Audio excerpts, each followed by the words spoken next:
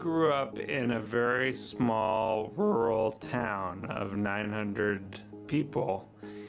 And when I first got online, all of a sudden I was in this online space with people from all over the world. For a kid who was 13, who was kind of a nerd in a small town, that was about as amazing as it gets.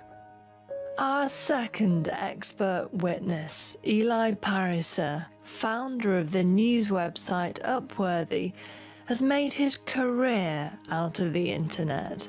I still think there are many amazing things about this platform, but in a weird way, we're all kind of back to being stuck in our own virtual small towns. To understand what Eli Pariser means, we have to track back a few years to 2009, when he decided to have a little fun with his Facebook newsfeed.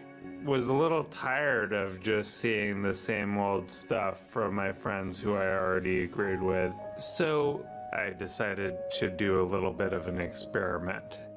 A self-confessed lefty, Eli Pariser set out to befriend people on Facebook on the right of the political spectrum, people who didn't think like he did, so he could challenge his own views. But then, after a while, he noticed something strange.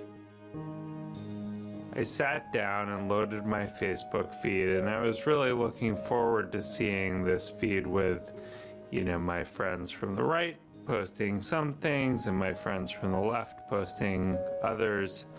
But as I scanned, I realized that my friends from the right weren't in the mix. It was kind of like a little mini mystery, which was, where did they go? Eli Pariser started to look into how the Facebook algorithm worked.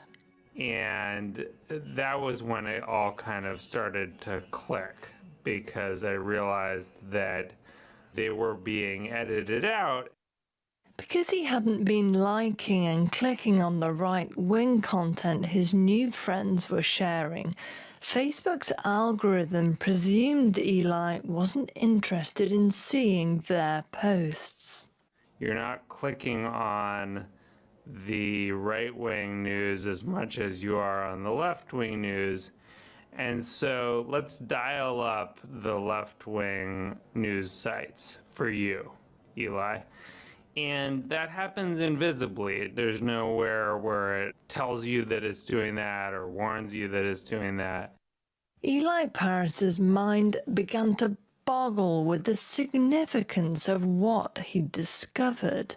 It's almost like the Copernican shift in reverse, where instead of realizing, oh, the world doesn't revolve around me, it's realizing like, oh, actually my information universe, it all revolves around me, and I didn't know it.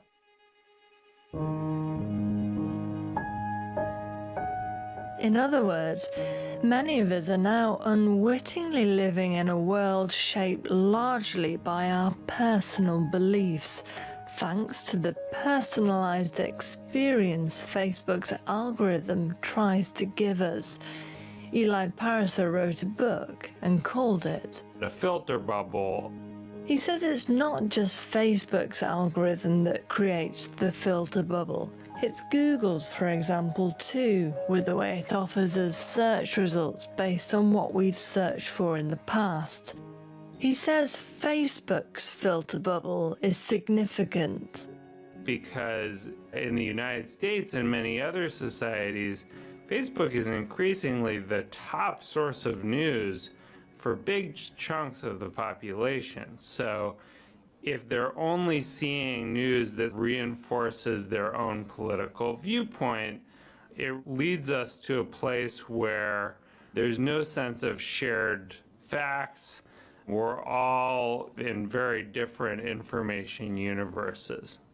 Haven't we always lived in our own bubbles, though? But this is different for a couple reasons. First, it's invisible. So when I pick up The Guardian in the UK, I know where the Guardian's coming from. I can kind of adjust based on that editorial filter. I don't know who Facebook thinks I am, and therefore it's very hard for me to adjust. I think the second piece is publishers have realized that they can actually, get a lot of clicks out of Facebook by tailoring to these very narrow, very partisan audiences. Facebook's algorithm, Eli Pariser argues, has the power not just to shape millions of people's online universes, but to shape the media too, making it much more fragmented and much more partisan than it was 20, 30, 40 years ago. Designed to expand our social networks and to bring people together, Facebook and its algorithm, Eli Pariser says, could be making us more divided. But what if the Facebook algorithm doesn't just know what we like, but also knows what we are like?